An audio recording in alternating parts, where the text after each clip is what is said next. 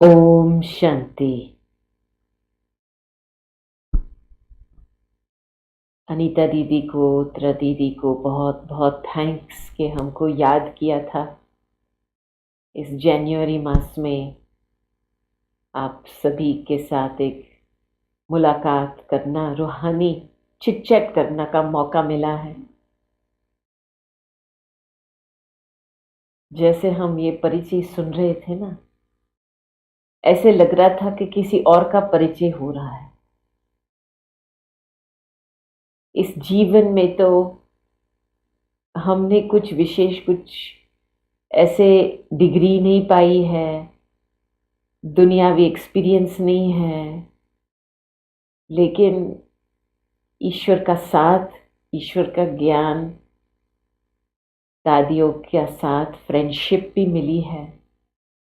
तो मैं कहूँगी कि हम जो है, जैसे हैं आज दिन तक, वो बहुत सारे लोगों की पालना के वजह से हम यहाँ बैठे हैं।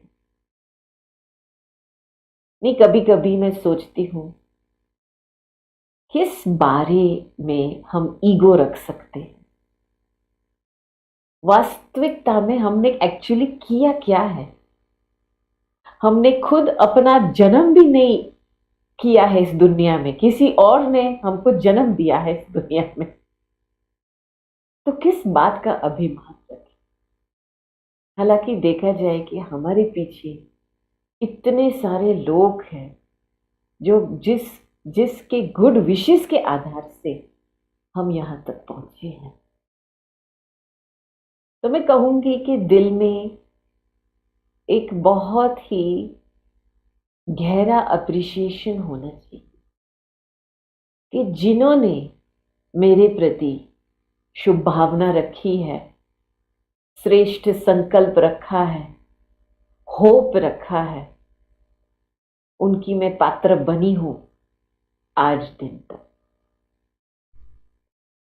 तो अभी ये जो सब्जेक्ट आज मिली है, संगम युग में जीवन मुक्ति का अनुभव, ये तो हमने प्रैक्टिकल रूप में हमारे एग्जाम्पल्स को देखा है और हमारे जीवन में भी बंधन और मुक्ति का कॉन्ट्रास्ट देखा। मुझे याद है शुरू शुरू में जब हम दादी जी का ट्रांसलेशन करते थे, तो दादी जी बहुत फास्ट बोलते थे और उनके 4 अक्षर हिंदी में, हमारे 10 अक्षर इंग्लिश में होते थे। तो उनके क्लासेस तो 1.5 घंटे चलते थे और क्लास के बाद जब दादी जी वापस कमरे में आते थे तो हम पीछे पीछे आते थे। तो दादी ऐसे मुंह मोड़ के कहते थे, तुम थक गए हो क्या? मैंने बोला, दादी आप थोड़ा आज फास्ट जा रहे थे तो थोड़ा हमको दौड़ी लगानी पड़ी, इसलिए थोड़ा स्ट्रेन पड़ा। तो दादी कहती है, देखो दादी बाबा की एनर्जी यूज करती है, आप लोग अपनी एनर्जी यूज। तब से लेकर के मुझे ये बात बहुत दिल से जज गई कि देखा जाए साक्षी होकर के कि दादी के जीवन में 60 साल की उम्र में दादी जी लंदन आए। बाबा ने दादी को भेजा एक मधुबन का मॉडल बनाने के लिए और विश्व सेवा को फैलाने के लिए निमित्त बने। वो 60 साल की उम्र में 104 तक 120 देशों में सेवा केंद्र खोलने में, चाहे डायरेक्ट या इनडायरेक्ट, दादी जी निमित्त बने। और मैं कहूंगी कम से कम 2 बारी तो विश्व का भ्रमण किया ही होगा। कोई ऐसा देश नहीं रहा है जहां पे दादी ने अपना पांव नहीं लगाया। तो देखा जाए तो दादी की प्रकृति भी, प्रॉब्लम्स तो होते थे दादी जी को, चाहे पेट का, चाहे छाती का, चाहे अपना कफ का, खांसी का। लेकिन दादी ने कभी अपने आप को लिमिट में नहीं रखा। तो मैंने ये बात बहुत पहले से जैसे मुझे महसूस हुआ कि ब्राह्मण जीवन में करावनहार करा रहा है, उसकी महसूसता के लिए हमको अंदर में जो भी लिमिटेशंस है उनको खत्म करने हैं। नहीं, प्रैक्टिकल रूप में आप देखो, कई बोलते हैं ना कि दादी आप तो सेवाओं की विस्तार हो रहा था इंडिया में, 300-400 का क्लास हो रहा था और आप वो छोड़ के लंदन आए, और वो भी एक छोटा सा फ्लैट में जहां पे केवल 3-4 लोग हैं और वो भी हर रोज आने वाले। तो क्या आपको थोड़ा सा भी ख्याल नहीं हुआ कि कैसे सेवा होंगी, कब आएंगे, कौन आएगा, कैसे चलेगा कार्य? तो दादी जी जवाब में देती थी कि बिल्कुल नहीं। सवेरे सवेरे अमृत वेले के समय दादी को लाखों आत्माओं दिखाई देती थी और उनको पता था इतने बाबा के बच्चे आने वाले हैं। भले उसी समय एक छोटा सा कमरा था, 8 बाय 8 फुट का कमरा था, संदली एक दरवाजा था, दिन में संदली, रात को वही दरवाजा एक बिस्तर बन जाता था। और आज दिन तक आप देखो, इतनी लाखों में कहूंगी करोड़ों आत्माएं विश्व भर में बहुत पालना ली है दादी। तो लिमिटेशन माना क्या कि हमारी दृष्टिकोण बस जो वर्तमान समय में जो हो रहा है उसको ही देखता है। त्रिकालदर्शी बुद्धि, दूरादेशी बुद्धि न होने के कारण बस यही जो बातें चल रही है आसपास में वही दिखाई दे रही है। उस हिसाब से फिर हम अपने आप को चलाते हैं, एडजस्ट करते हैं। लेकिन एडजस्टमेंट पावर वो है जब दूरादेशी बुद्धि है, अपनी सेटिंग करनी है दूरादेशी त्रिकालदर्शी होने के कारण अपनी सेटिंग अभी के समय के अनुसार नहीं करनी। तो मैंने देखा कि दादियों में एक खूबी थी जिसके वजह से कभी अपने आप को कोई भी प्रकार का बंधन महसूस नहीं करा। एक था कि जो करना है वो अब करना है। मैं कहूंगी 3 चीजों में दादियों ने स्पिरिचुअल पावर यूज किया है, संकल्प में, बोल में और कर्म में। हम कहते हैं ना कभी कभी कि संकल्प पावरफुल होता है, लेकिन कभी कभी बोल ढीले हो जाते हैं, कभी कभी शब्द बोल पावरफुल होते हैं, लेकिन कर्मों में आकर ढीले हो जाते हैं। तो हर एक तीनों में स्पिरिचुअली पावरफुल रह, युक्ति युक्त रहना, ये एक जीवन मुक्त, बंधन मुक्त लाइफ है।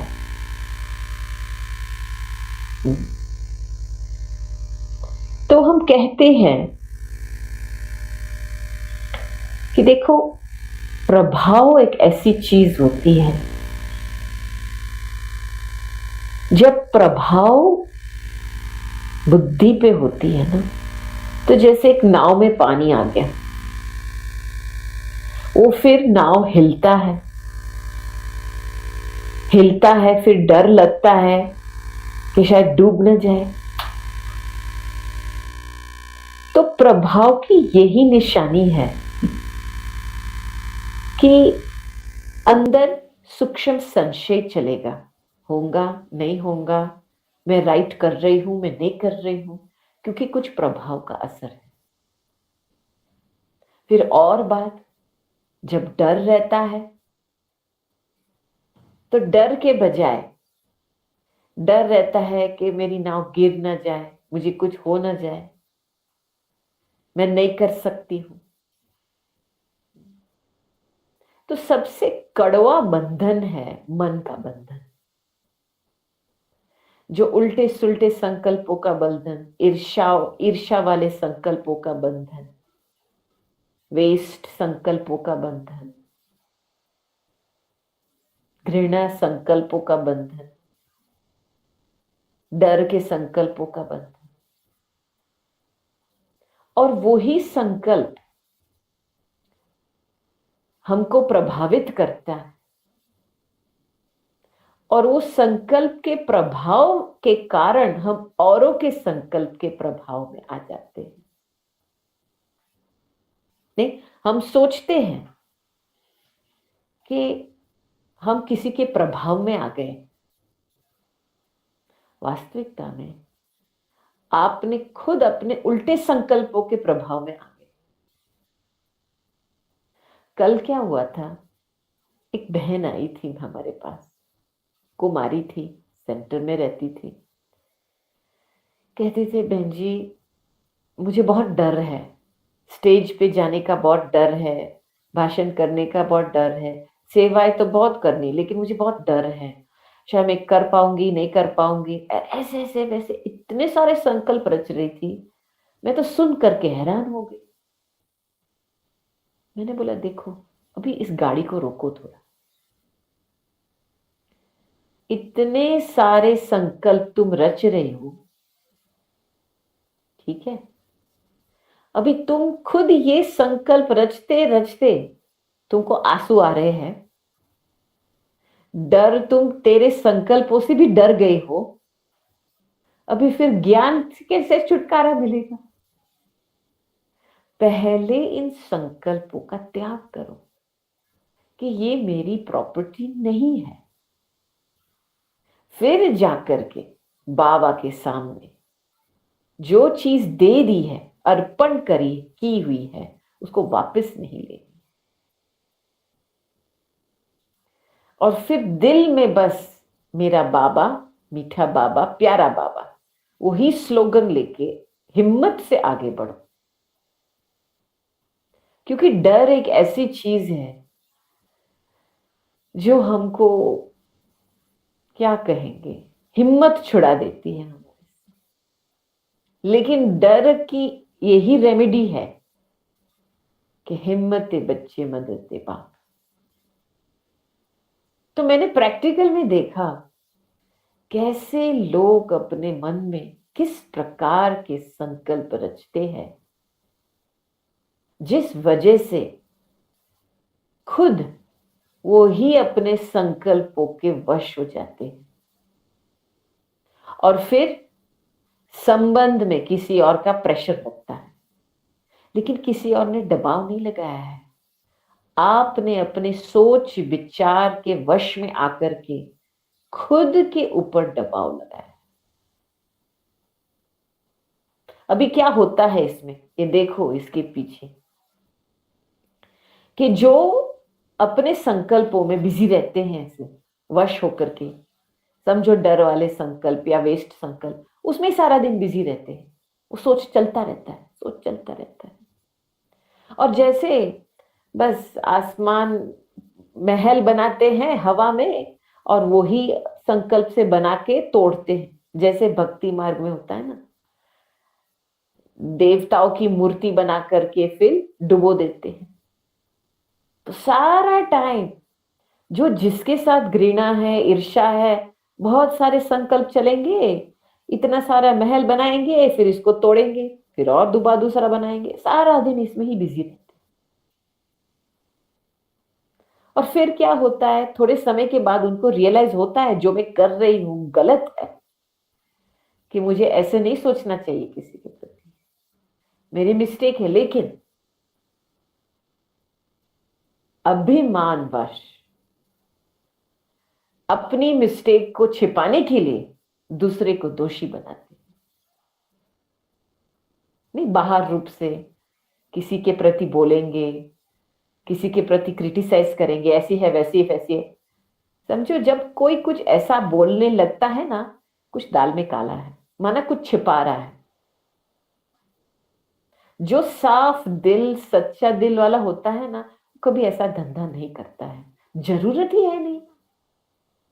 इसको सभी की विशेषता दिखाई देती। लेकिन जब हम किसी का बुरा देखते हैं ना, माना दाल में कुछ काला है, कुछ हमारी भूल हुई है जो हम छिपा रहे हैं, औरों को दोषी बनाने बनाने से। तो फिर क्या होता है, यही सारा बिजनेस, सारा दिन यही धंधा दौरी चलती है। इसीलिए थकान महसूस होती है ना, उसमें थक गए, मैं छोड़ दूंगा अब इसको, मुझे सेंटर छोड़ना है, मुझे ये संबंध छोड़ना है। तो बहुत, बाबा कहते हैं ये सबसे बड़ा बंधन है, मन का बंधन। क्योंकि बिल्कुल एक, जब भी हम ऐसे संकल्पों के वश में आते हैं ना, तो एक रियलाइजेशन पावर खत्म हो जाती है। और जब तक हमने ये सूक्ष्म बंधन को खत्म नहीं किया है ना, तब तक हमारे अंदर एक अतीन्द्रिय सुख की महसूसता नहीं होगी। यही है जीवन मुक्ति की अवस्था। मैं क्यों इसके ऊपर जोर दे रही हूं? क्योंकि हमको पता है कि दादियां बहुत समय से, दादी जानकी खास करके कई साल पहले कहती थी कि 99% ब्राह्मण अपने स्वभाव संस्कार के वश चल रहे हैं, केवल 1% श्रीमत के आधार पर चल रहे हैं। अभी आप सोचो, मन को श्रीमत के आधार पे चलाना है, इसका मतलब क्या? इसका मतलब ये है, मैं आत्मा, तुम आत्मा। अभी सोचने की क्या दरकार है? मुझे किसने परमिशन दी है आपकी गलती निकालने के लिए? मुझे किसने परमिशन दी है आपके साथ कंपैरिजन कंपटीशन करने के लिए? बस मैं आत्मा अपना पार्ट बजा रही हूं, तुम आत्मा अपनी पार्ट बजा रही हो। तुम परमात्मा की संतान हो, मैं परमात्मा की संतान हूं, हम दोनों भाई भाई। कर्ममुखी फिलॉसफी, आपको खुद अपना कर्म बंधन चुकतू करना है, मुझे भी अपना कर्म बंधन चुकतू करना है। मुझे आपके कर्म बंधन में पड़ना नहीं है।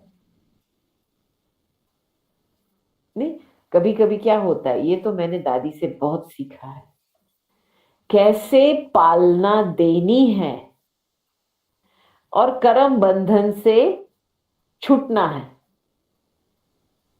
क्योंकि हम, कई लोग जैसे कहेंगे ना, फॉल्स मर्सी, एक रहम जो बहुत प्यार भरा रहम होता है, लेकिन इसमें ज्ञान का फाउंडेशन नहीं होता है। तो मुझे याद है एक बारी, हमारा एक ये विदेशी भाई है बिजनेसमैन, तो उसके साथ ही दादी जी रिट्रीट करा रहे थे। तो एक दिन उनका इंटरव्यू दोनों का हो रहा था और हम ट्रांसलेशन कर रहे थे। तो जो इंटरव्यूअर था, उसने दादी को पूछा कि दादी जी, आप इस भाई को 25 साल तक जानते हो, आप इनकी विशेषता सुनाओ। तो फिर दादी ने तो ऐसे गोलमोल जवाब दिया, कहती आप देख रहे हो वो अपना पार्ट बजा रहा है, जो इसको भगवान से मिला है, ईश्वर से मिला है, वही आपको दे रहा है। तो गोलमोल थोड़ा 1-2 मिनट के बाद दोबारा इंटरव्यूअर ने दादी को रोका, बोला दादी आप थोड़ा सा सीधे जवाब में बताओ इसकी विशेषता क्या है। तब दादी ने मना किया, कहती है नहीं, दादी क्यों ये करे, आप सभी देख रहे हैं इसकी विशेषता क्या है। आज दादी शब्दों में वर्णन करे कि ये इसकी विशेषता है, तो कल इसको परमिशन मिलेंगी दादी को अपनी कमजोरी बतानी, दादी की कमजोरी क्या है वो बतानी, और दादी को ऐसे संबंधों के खेल में जाना ही नहीं है। जो चीज नेचुरल हो रही है वो आप सब देख रहे हैं, वर्णन करने की क्या बात है। तो एक नेचुरल योगी बनना है तो श्रीमत माना मन को श्रीमत की लगाम में रखने के लिए ये बहुत गहरी बात है कि मैं आत्मा अपना पार्ट बजा रही हूं और साक्षी होकर के मैं देख रही हूं हर एक अपना अपना पार्ट बजा रहा है। मुझे इंटरफियर करने की कोई दरकार नहीं है, ना किसी ने परमिशन दिया है। मैं कहूंगी कि हमारे लौकिक परिवार में अलौकिक परिवार में भी होता है, एक दोनों की बातें में फंसने की एक आदत होती है। लंबी लंबी चौड़ी बातें, बस बैठ करके इनकी कहानी सुनो। क्या दरकार है, आपको कहानी सुनानी है किसी को तो लेटर लिखो बाबा को, किसी के सामने दिल खोल करके बातें की परमिशन नहीं है आपको, केवल बाबा के सामने। हाँ, ऐसी घटनाएं हैं जो आप खुद अपने शक्ति से ओवरकम नहीं कर सकते हैं, तो बाबा परमिशन देते हैं कोई बड़े के पास जाओ, जिनमें समेटने की शक्ति है, वो निश्चय शक्ति है, योग बल है, और उनको सुनाओ और राय लो और फिर उस राय पे चलो। लेकिन बाबा ने हमको परमिशन नहीं दिया है एक दूसरे के बीच में दिल खोल के बस बैठो, क्योंकि ऐसे ही धीरे धीरे धीरे फिर एक दूसरे के कर्म बंधन में हम फंस जाते हैं, एक दूसरे की कहानियों से प्रभावित हो जाते हैं, और वेस्ट ये मन का बंधन ही वहां शुरू होता है, क्योंकि हमारे पुराने संस्कार फिर एक्टिवेट हो जाते हैं ना इन बातों में। तो आज की जो वाणी चली वंडरफुल थी, बाबा की वाणी।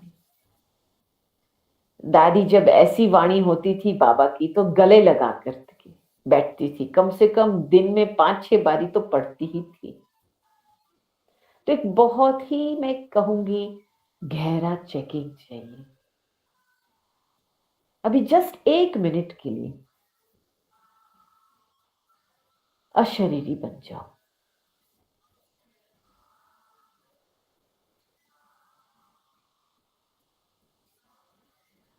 आपका ध्यान अंदर की ओर लेके चलो,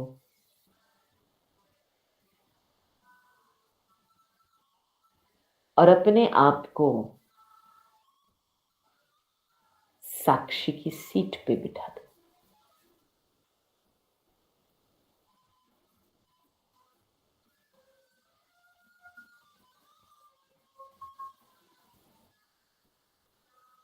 मैं आत्मा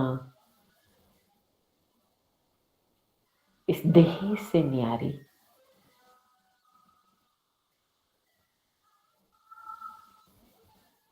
आत्मा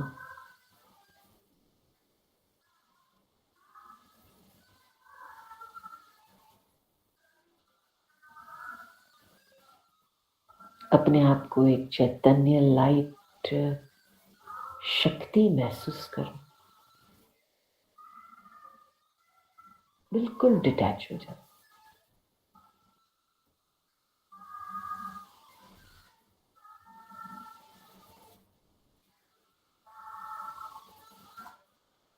अभी इस सीट से अपने आप को देखो और चेक करो, अभी भी सूक्ष्म रूप में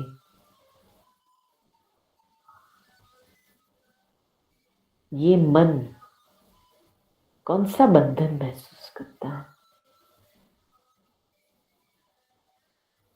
व्यर्थ संकल्पों का, ईर्ष्या वाले संकल्पों का, घृणा वाले संकल्पों का। साक्षी होकर के चेक करो कहां पे मन में टेंशन एक्टिवेट होता है। माना कुछ सूक्ष्म में कई ऐसी विचारधारा है जो आपके मन को बांध के रखी है।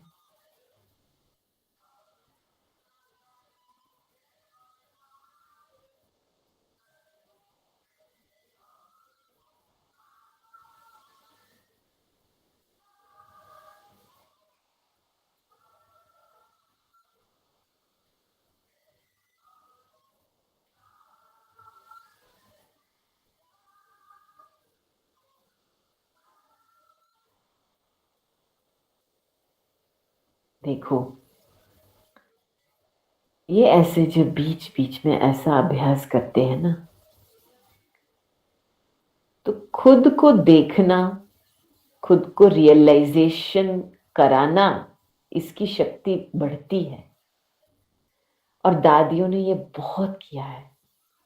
दादी जान की बीच बीच में बहुत अपने आप को ऐसे रोक करके चेकिंग करती थी अंदर का, क्योंकि दादी का एक ही था, कोई भी प्रभाव, वो बाबा को कहती थी, बाबा मेरी बुद्धि सालिम रखना, कुछ भी प्रभाव मेरी बुद्धि पर नहीं पड़ना चाहिए। चाहे मेरा पुराना संस्कार का, स्वभाव का, औरों का मत की तो बात ही नहीं है, लेकिन जो अंदर से प्रभाव आता है, समझो मैंने कुछ कर्म, अच्छा कर्म किया, तो संकल्प आता है ना, मैंने किया है, मैंने ये किया है, फिर गिनती करते हो कितना मैंने किया है। तो उसका जब प्रभाव पड़ता है बुद्धि पे, तो थोड़े समय के बाद ये फीलिंग भी आती है, अरे देखो ना, मैंने इतना किया लेकिन किसी ने मुझे अप्रिशिएट नहीं किया है। यही भी होता है ना। फिर कर्म से पहले जब भी हम थोड़ा जोर लगाते हैं, मुझे ये करना है, मुझे ये करना है, मुझे ये करना है, वो भी एक बंधन है।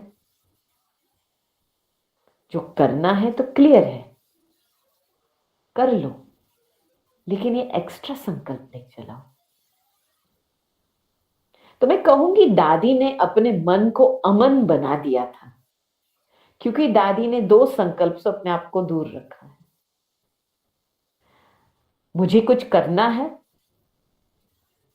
और मैंने कुछ किया है, एकदम डिटैच।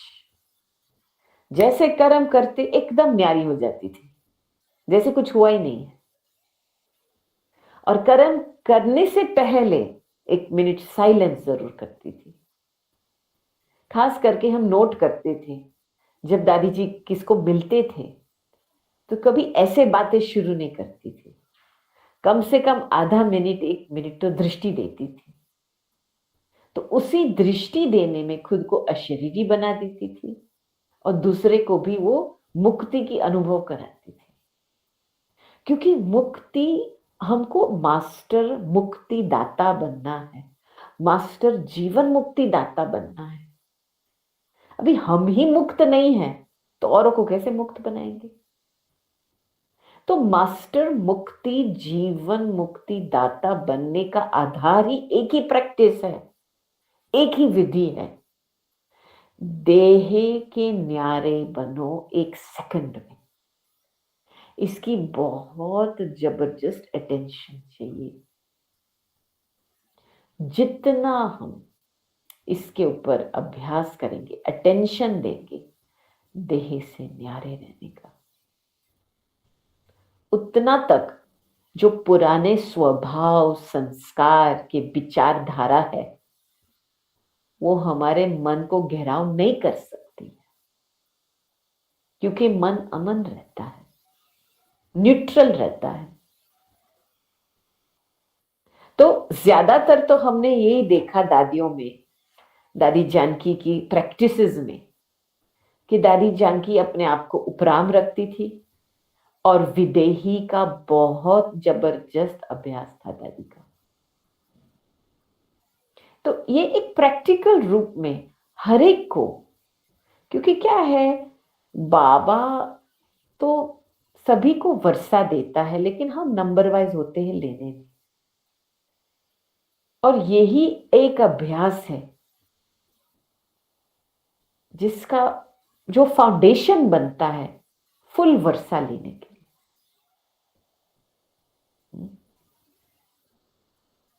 अभी दूसरी बात आती है कि हाँ, हम समझते हैं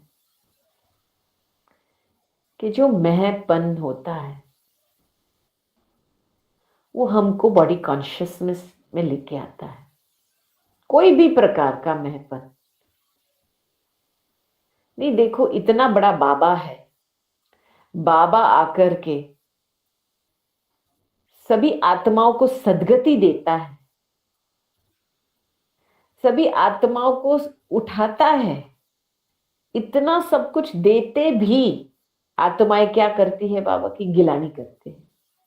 तो बाबा कभी बोलता है, देखो मैंने इतना किया आपके लिए और आप मेरी गिलानी करते हो, क्या मैंने, क्या कसूर था मेरा? बाबा कभी ऐसे सेल्फ कॉन्शियस कभी नहीं बनता है। तो फॉलो फादर करना माना बिल्कुल निरअहंकारी, निराकारी, निरअहंकारी हर बात में, कुछ भी हो जाए। हाँ,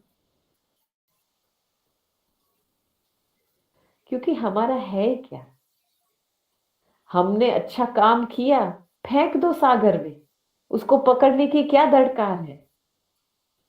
कभी कभी क्या होता है, हम सोच चलाते हैं, चलो हमने अच्छा कार्य शुरू किया, अच्छी भावना से अच्छा कार्य शुरू किया, फिर सोच में पड़ जाते हैं, अच्छा ऐसा होना चाहिए, ऐसा होना चाहिए, इस कार्य को ठीक रहे उसके लिए ये प्लान बनाते हैं, लेकिन कभी नहीं उस प्लान के आधार से कुछ चलता है। औरों के विचार बीच में आ जाते हैं, दूसरे और का विचार बीच में आ जाते हैं। कोई भी प्लान आप बनाएंगे उसका परिवर्तन तो जरूर होगा।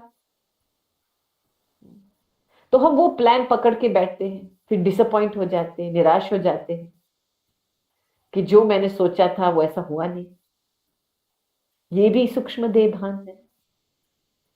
तो ये जो देह भान के अलग अलग जो रूप रेखाएं है ना, उसको परखने बहुत बहुत जरूरी है।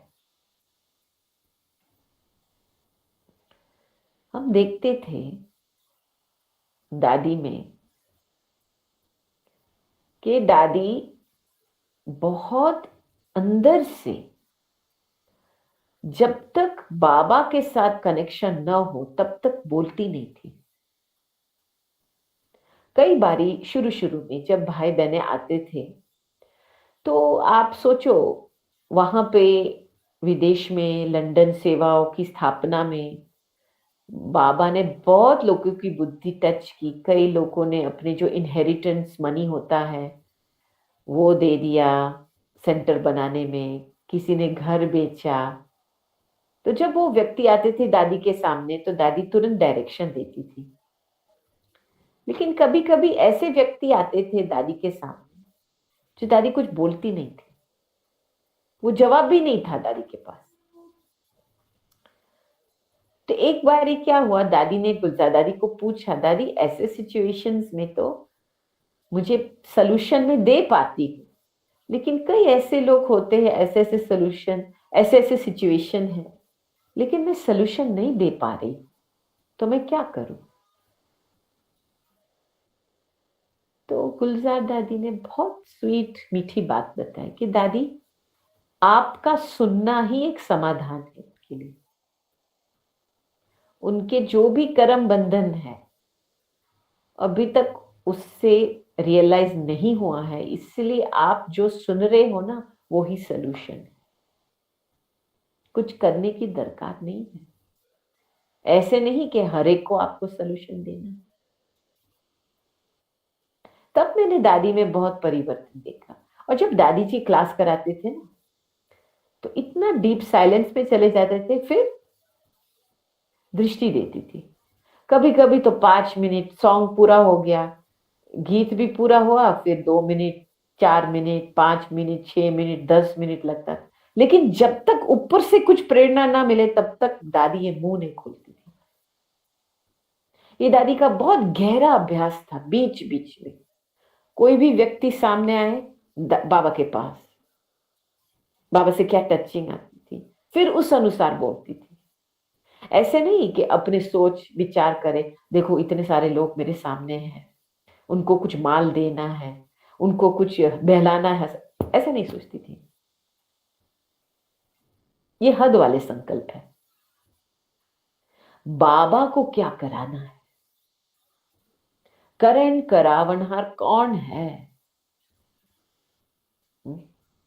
यही इनके मन में होता था कि बाबा को जो देना है वो देंगा।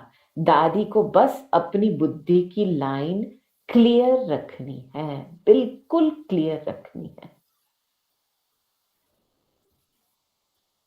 तो मैं कहूंगी इस वजह से दादी ने कभी, जो सिचुएशन में, कभी परिस्थिति में व्यक्तियों का एक्सपेक्टेशन होता है ना, उसमें दादी फंसी नहीं। क्योंकि दादी संबंध में किसी की एक्सपेक्टेशन को फुलफिल करने के लिए नहीं आई है। बाबा को जो देना है उसके लिए वो निमित्त बनी है। ये कभी दादी जी भूली नहीं। इसीलिए भल इतनी सारी बहनों को इतनी सारी योग्यताएं दिलाई, शक्ति भरी, हमको पालना दिया, सेवा के फील्ड पे भी फेंका, लेकिन हमारे में फंसे नहीं। ना हमको अधीन बनाया, ना वो हमारे ऊपर अधीन बनी। बाबा, बाबा क्या कराएगा, बाबा कराएगा, तुम जाओ। अभी ये एक मुख्य बात कि जब ये महत्वपूर्ण होता है ना, तो देह भान में आने के बजाय जो निमित्त भाव, वो खत्म हो जाता है। बिल्कुल भान ही नहीं है कि हम निमित्त हैं। अरे निमित्त होने के वजह, आप निमित्त हो, भल आपके पास वो योग्यता है या नहीं, लेकिन आप निमित्त हो ना। और किसके निमित्त हो? बाबा के, जो सर्वशक्तिवान बाप के निमित्त हो। तो आपके पास वो जानकारी नहीं है या योग्यता नहीं है, लेकिन उनके पास तो है। तो निमित्त माना निमित्त, नो प्रॉब्लम। तो किस बारे में मैं डर रखूं? मैं जानती हूं, नहीं जानती हूं, मुझे पता नहीं है कैसे करे कैसे नहीं करे, क्यों ऐसे संकल्प रचने? ये पूरा देभान की भास होती है इस सारे संकल्पों से, कि हम इतने सेल्फ अब्सॉर्ब्ड, सेल्फ कॉन्शियस बन गए हैं कि हमको ये भी भान नहीं है कि हमारा राइट हैंड कौन है, बैकबोन कौन है, कराने वाला कौन है। मुझे याद है शुरू शुरू में जब दादी जी हमको कहती थी कि आप लोग को दिखाई नहीं देता है कि बाबा सब कुछ करता है, तो हम तो दादी को बहुत इनोसेंटली कहते थे, नहीं दादी हमको नहीं दिखाई देता है, हमको तो बस अपनी मेहनत दिखाई देती है। तब मैंने अंदर से अपने आप को ट्रेनिंग दी कि मुझे यही देखना है।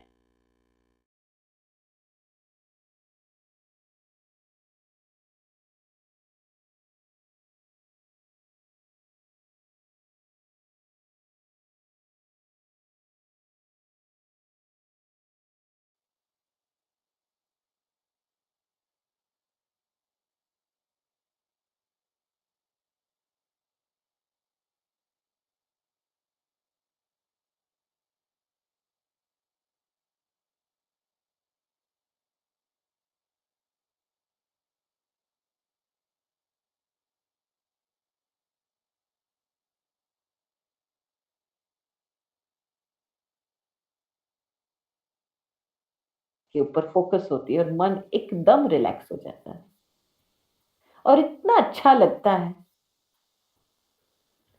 तो क्या है कि बाबा ब्रह्मा बाबा का, माना जब दादिया बाबा की कहानियां सुनाती थी ना, तो यही था बाबा का अभ्यास, यही था न्यारा प्यारा रहने का। और मुझे याद है, और मैंने कई बार ये कहानी सुनाई है, लेकिन दादी का इतना जबरदस्त अंदर का पुरुषार्थ था कि करावन हार करा रहा है और मैं करनहार निमित्त हूं, कि यही अनुभव हमको होता था दादी के साथ जब बैठते थे। जब हम एक बारी ज्ञान सरोवर में थे और वहां पे एक यूथ की कॉन्फ्रेंस चल रही थी, सतगुरुवार का दिन था, और पता है कि सतगुरुवार के दिन पे लेट हो जाता है थोड़ा, तो लेट होने के कारण हमने ब्रेकफास्ट नहीं लिया था, नाश्ता नहीं किया था, और हमको 10 बजे सेशन शुरू करना था।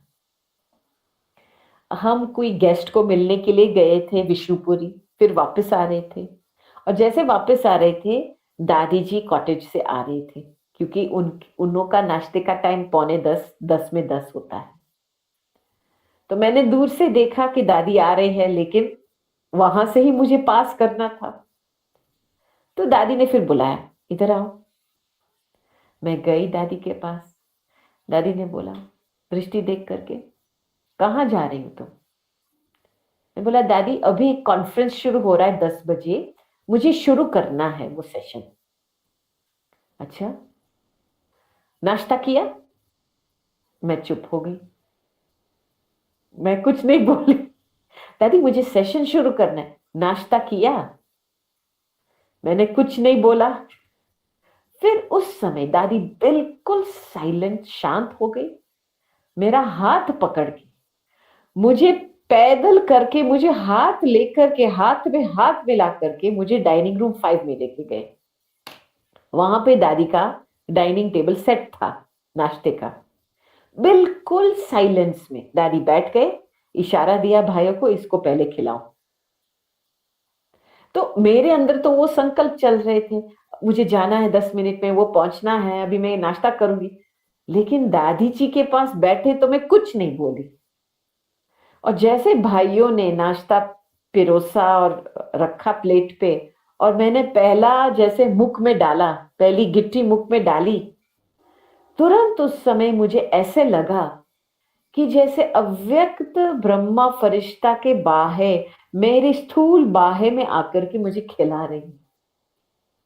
और सारा टाइम जैसे मैं नाश्ता खा रही थी, ऐसे लग रहा था कि वही मुझे खिला रहा है, और मैं करनहार निमित्त होकर के मैं बस कर रही हूँ, वही मुझे खिला रहा है, मुझे खिला रहा है। और दादी, वही जो 10 मिनट लगा मुझे नाश्ते कर, दादी बिल्कुल साइलेंस में रही उस समय।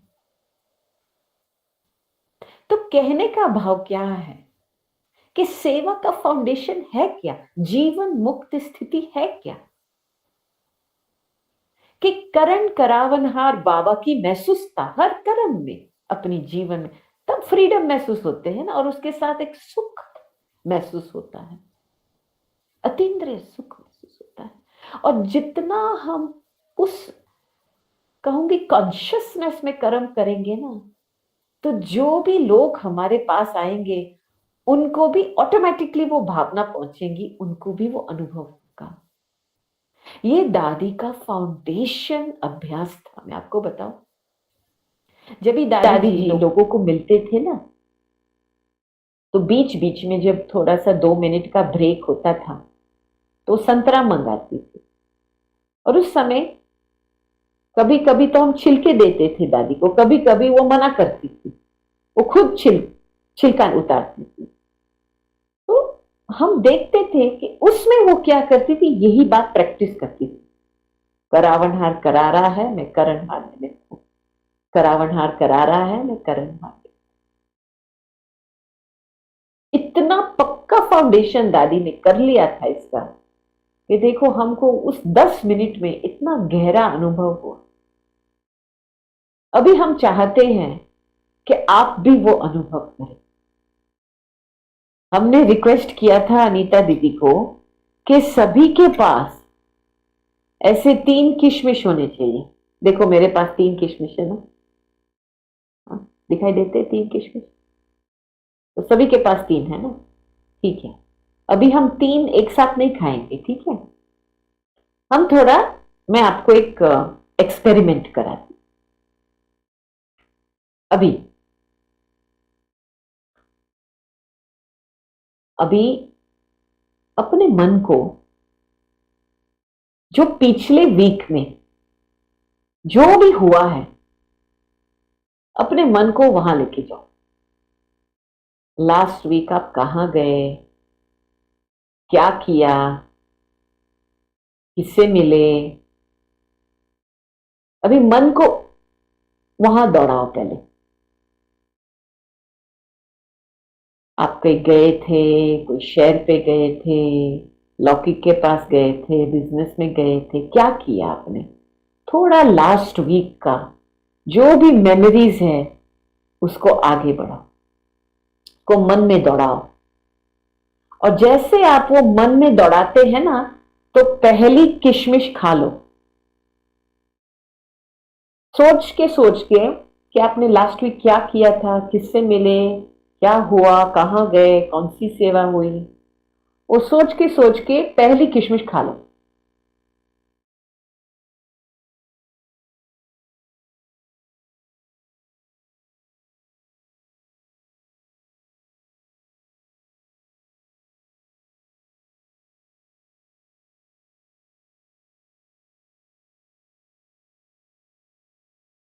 चलो, सब लास्ट वीक का रिकॉर्डिंग कंप्लीट। ठीक है, किशमिश खा लिया ना? अच्छा, अभी अभी मन को वर्तमान समय में एकाग्र करो, पूरी अंदर की ओर लेके चलो। 1 सेकंड में अंदर की शक्ति को महसूस करो।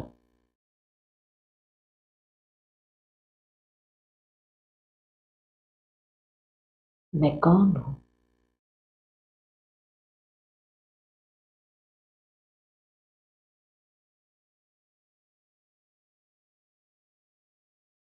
और वो पूरी शक्ति को, मन की शक्ति को एकाग्र करके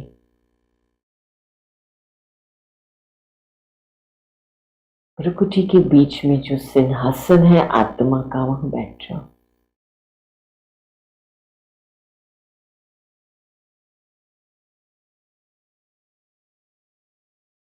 मैं आत्मा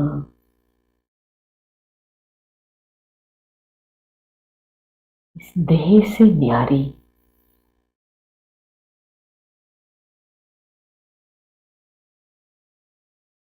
एक शांत चित आत्मा हूं।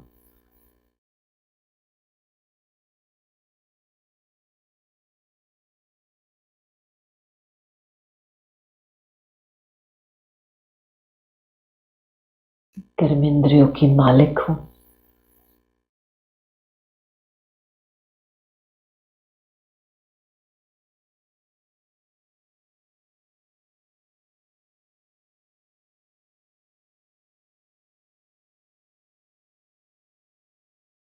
अभी इसी स्मृति में एक संकल्प रचो कि मैं आत्मा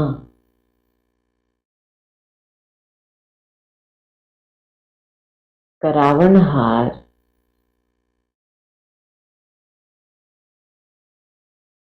अपने आप को ये दूसरी किशमिश खिला रही।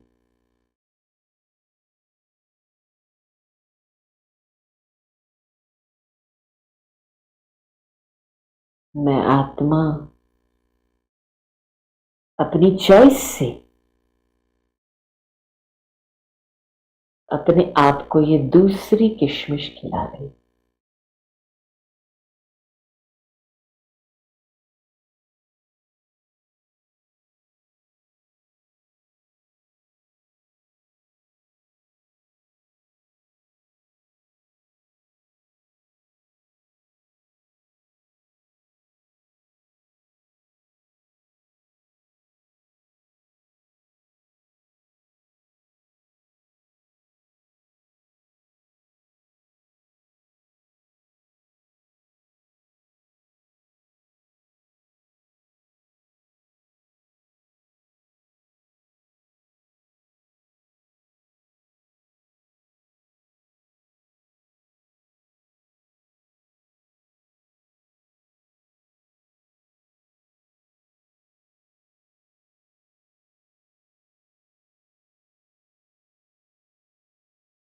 अभी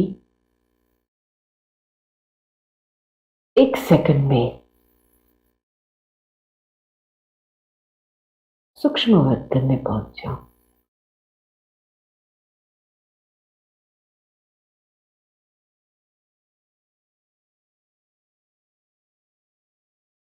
और शरीरी होकर के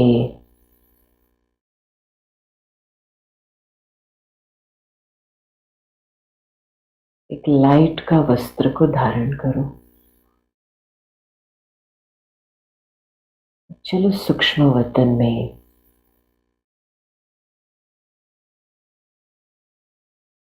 बाप दादा के साथ एक अव्यक्त मिलन मनाने के लिए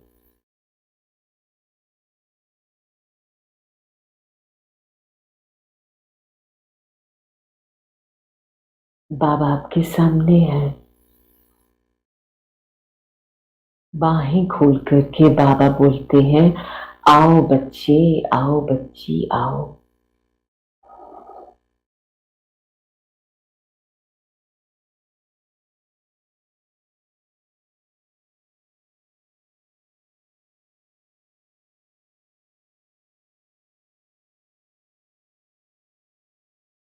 और फिर थोड़े समय के बाद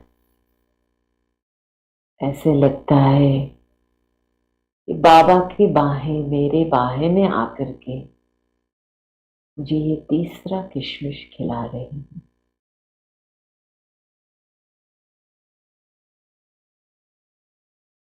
बाबा की बाहें मेरे बाहें में अंदर आ गए हैं और मुझे ये तीसरा किशमिश खिला रहा है बाबा।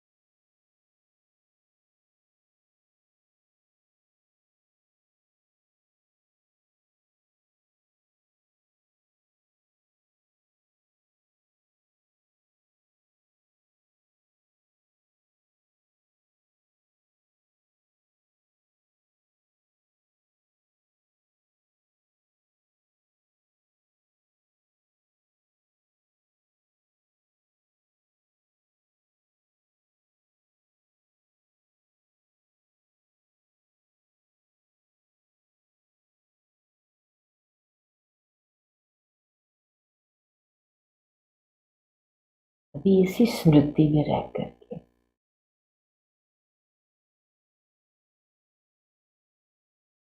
जीवन मुक्त अवस्था को एंजॉय करो।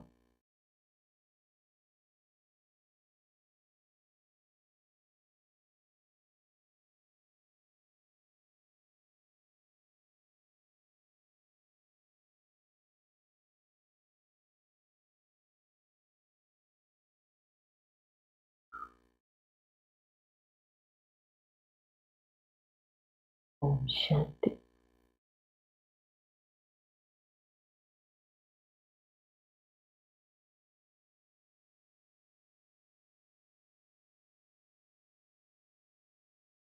अभी कौन सुनाएगा अपना अनुभव? जो 3 स्टेज थे, किशमिश खाने के 3 स्टेजेस थे।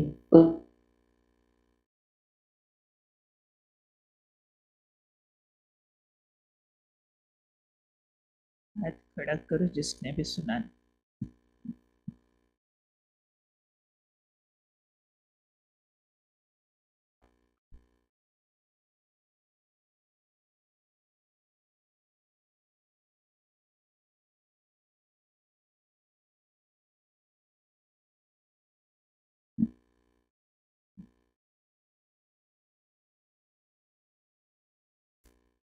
ओम शांति।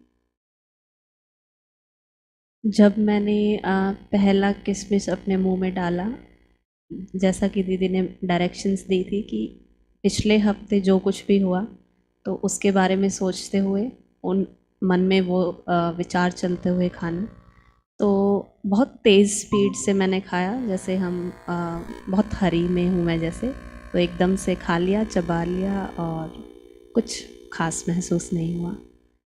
दूसरा जब मैंने खाया तो स्पीड थोड़ी स्लो हुई, थोड़ा फील हुआ कि कुछ खाया है। तीसरा मानो बहुत ही धीरे, मतलब टेस्ट से भी जैसे हम चीज़ अलग फील करते हैं, जैसे हम खाना अगर खाते हैं तो हमें अलग अलग टेस्ट आते हैं कि बट तीसरा जब खाया तो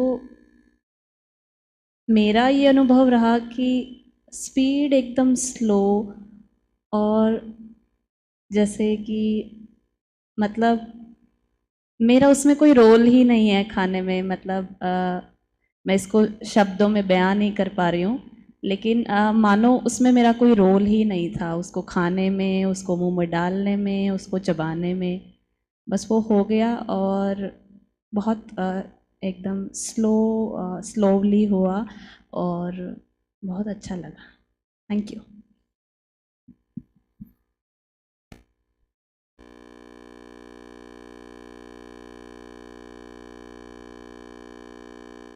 कोई और है जो शेयर करना चाहते हैं या हम आगे बढ़े? जो भी हो, खुले दिल से शेयर कर।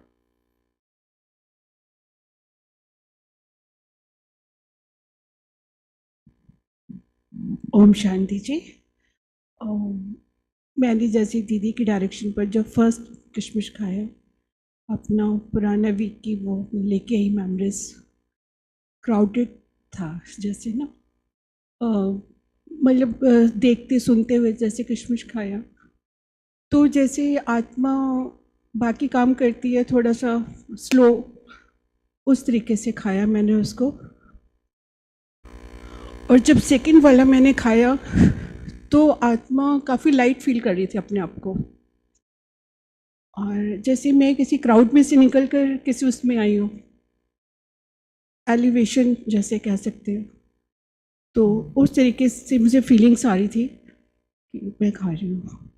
और तीसरा, जब बाबा के पास सूक्ष्म वतन में हमने बाबा के साथ, तो वही फीलिंग आई जैसे कोई पड़ा हमारे सारे भारों को लेकर करण करावन हार, और जैसे करण हार का संकल्प लेते हुए मैं खा रही थी, तो मुझे वही फील हो रहा था कि मैं बड़ी लाइट, बहुत हल्की, और ऐसा अनुभव कर रही थी जैसे मुझे कुछ और याद नहीं है, सिर्फ मैं और बाबा। Thank you. Thank you. अभी आप सभी ने कंट्रास्ट देखा ना इन 3 स्टेजेस का। पहले जो स्टेज था, मैंने आपके मन को एक पास्ट के बंधन में रखा था। आप अपने पास्ट की वीक को सोचो तो कई बारी हमारे मन का बंधन पास्ट की बातें होती है, और उसी हालत में जब हम भोजन स्वीकार करते हैं तो हमारे बॉडी के सेल्स खुलते नहीं है नरिशमेंट लेने के लिए। बस जितना भी हाई फाई खाना खाओ, लेकिन उसका स्वाद, उसकी टेस्ट, उसकी पूरी न्यूट्रिशन शरीर को उस समय नहीं मिलती है, क्योंकि आपका चित्त पास्ट में है या कोई और संकल्पों के बंधन में फंसा है। फिर जब दूसरे स्टेज पे आते हैं और मैं आत्मा मालिक की सीट पे बैठती, तब एक्शंस लाइट होते हैं, स्लो हो जाते हैं, ग्रेसफुल हो जाते हैं, और उस अनुभव में वो थोड़ा मिठास लगता है, उसकी टेस्ट, उसकी न्यूट्रिशन, जैसे बॉडी के सेल्स उस समय खुलते हैं उसका पूरा न्यूट्रिशन स्वीकार करने के लिए, क्योंकि मैंने चित्त को एकाग्र कर दिया। ये है हेल्थी लिविंग का फाउंडेशन। और फिर तीसरे में जैसे मैंने कुछ किया ही नहीं है, करम करावनहार करारा है, कुछ भी कर्मों का बोझ नहीं है। और मुझे तो किशमिश का टेस्ट आया, लेकिन उससे भी मैं पार चली गई थी। मुझे बाबा का प्यार ही महसूस हो रहा था। तो संगम युग में फरिश्ता बनना है ना, तो आप एक किशमिश के आधार से भी जी सकते हैं, जो आप उसकी स्मृति में उस चीज को खाओ। थोड़ा सा, थोड़े में हम जी सकते हैं। उसका एक तो मैक्सिमम न्यूट्रिशन मिलेगा उस चीज का, दूसरा उसके साथ साथ बाबा का प्यार भी मिलेगा और उस कर्म का बोझा भी महसूस नहीं।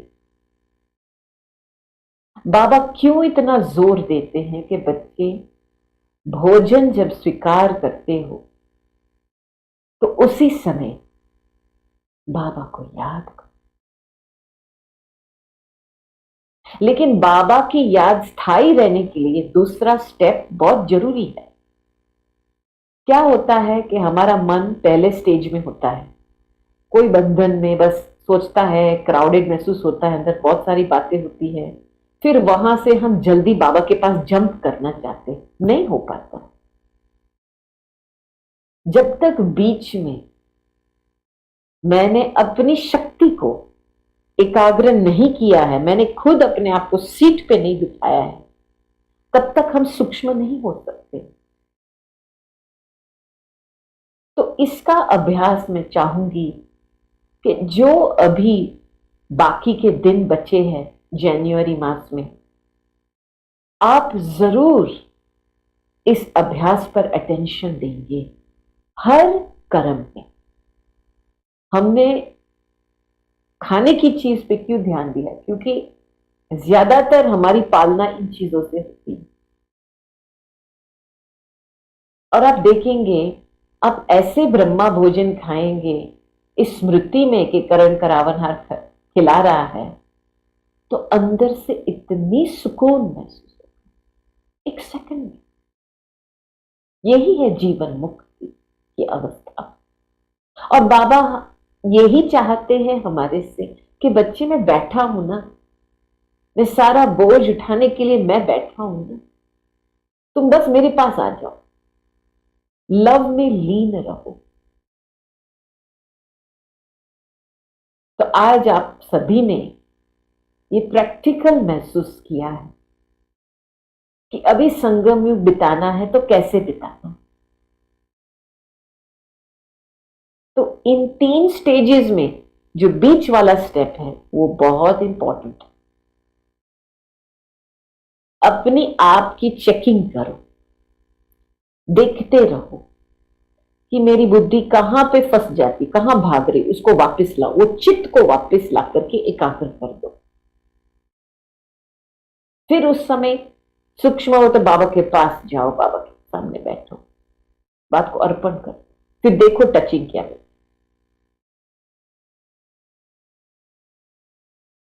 तो ये एक आपके लिए एक विधि बन गई, कैसे अपने आप को निर्बंधन रखना हर कर्म में। तो मैं कहूंगी इस प्रैक्टिस से जो हमको मुख्य चीज बढ़ानी है वो है कंट्रोलिंग पावर हमारे मन पर।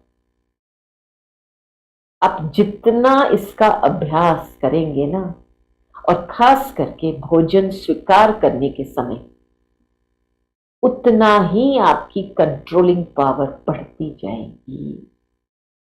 और जैसे मन जैसे अमन होता जाएगा, जैसे निरसंकल्प हो जाएगा। अरे संकल्प चलाने की क्या दरकार, हाथ पांव चल रहे हैं लेकिन बाबा का प्यार चला रहे। मैं आत्मा हूं, आप आत्मा हो, मैं अपना पार्ट बजा रही हूं, आप अपना पार्ट बजा। ये केवल थ्योरी नहीं, ये प्रैक्टिकल एक बन जाती। तो यही अभ्यास में कहूंगी, जो अपने शक्ति को एकाग्र कर लो बीच बीच। जितनी हमारी शक्ति एकाग्र होती जाती है, उतनी हमारी दृढ़ता बढ़ती है।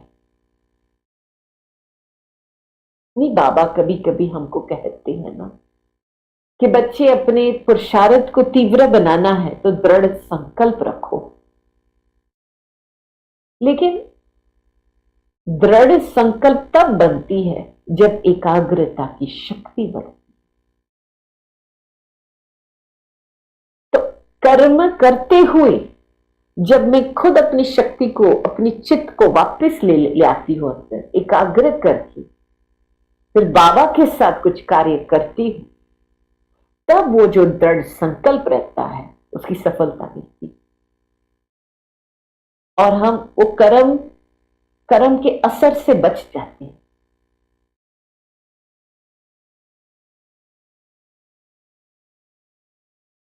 तो मैं इन शब्दों से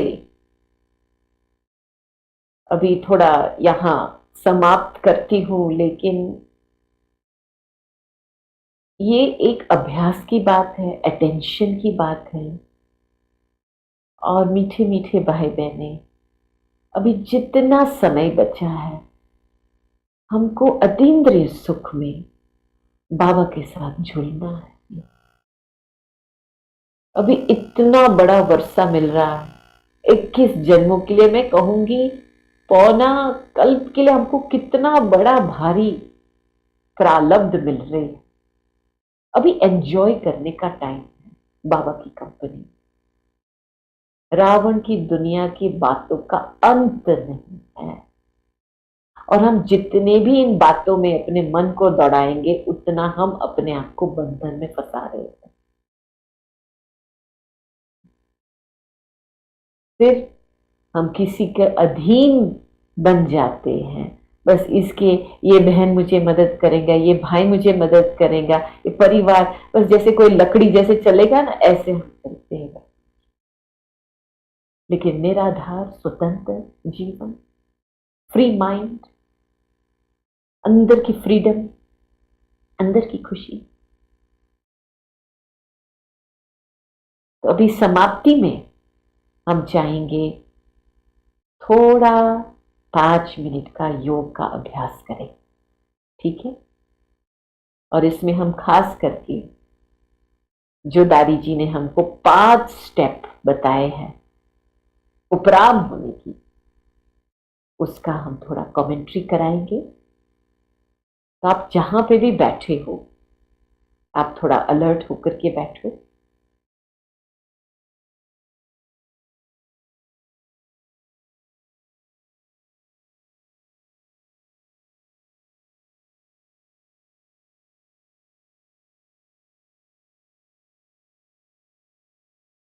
और एक गहरा श्वास लो।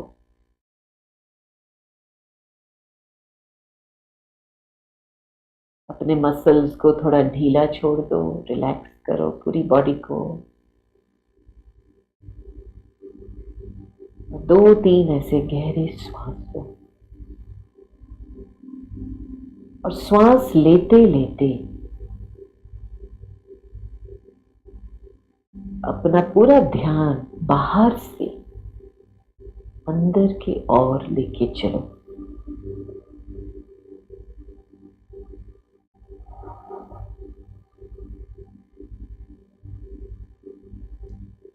और जैसे इन कर्मेंद्रियों से बाहर की दुनिया से डिटैच हो रहे हैं,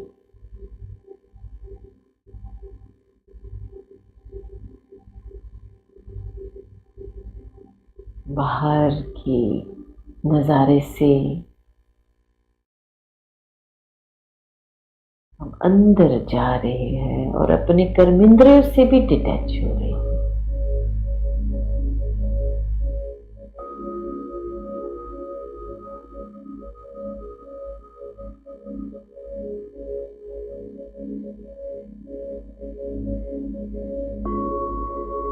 एक एक कर्मेंद्रिय शरीर रूपी मंदिर का एक दरवाजा है।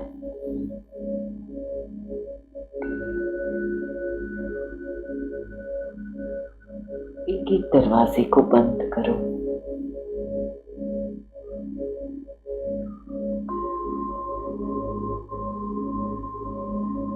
बाहर की दुनिया से बिल्कुल डिटैच होकर के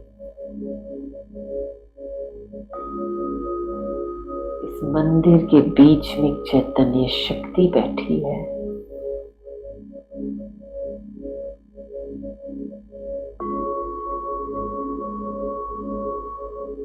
अपने आप को एक न्यारी प्यारी आत्मा महसूस करें।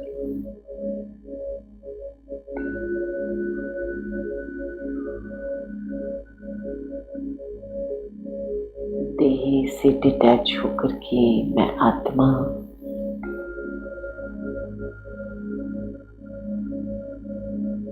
शांत चित आत्मा हूं।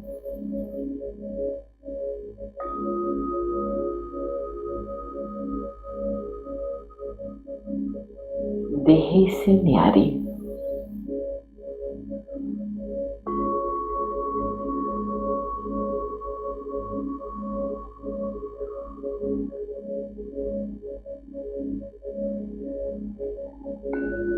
चमकती हुई सितारा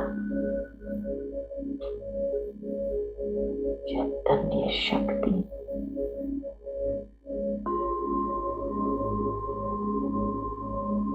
ऐसे धीरे धीरे अपनी शक्ति को एकाग्र करके और सूक्ष्म बन जाओ। साक्षी की सीट पे बैठो।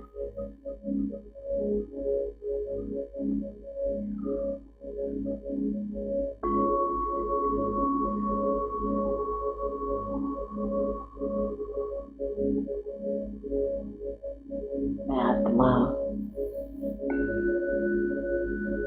एक डिटैच्ड ऑब्जर्वर साक्षी हूं। और ही डीप चले जाओ। साक्षी से दृष्टा बन जाओ। जैसे देखते हुए भी न देखो, सुनते हुए भी न सुनो। एक बहुत ही गहरी साइलेंस खींच रही है आपको।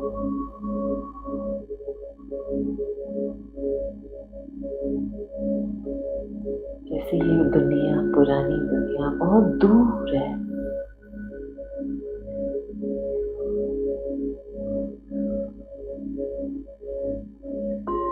और ही गहराई में जाओ और उपरांत चले जाओ।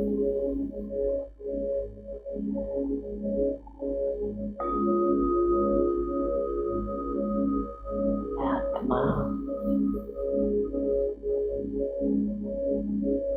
विदेही बन के घर में आ गई।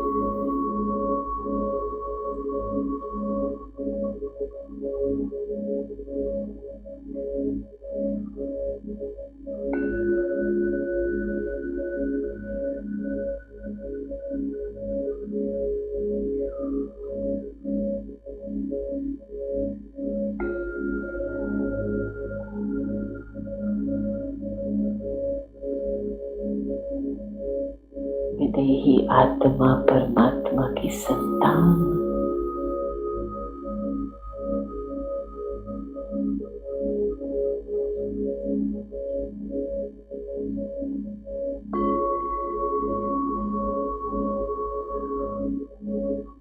बस मैं और मेरा बाबा।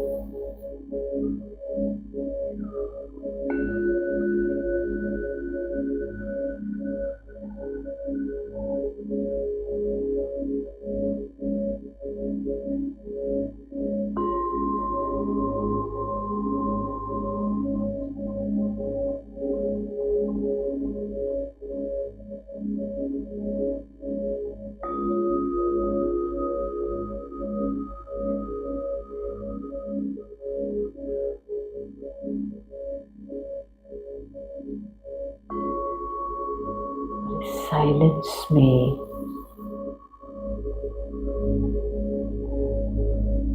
बाबा से जो लाइट और माइट मिल रही है,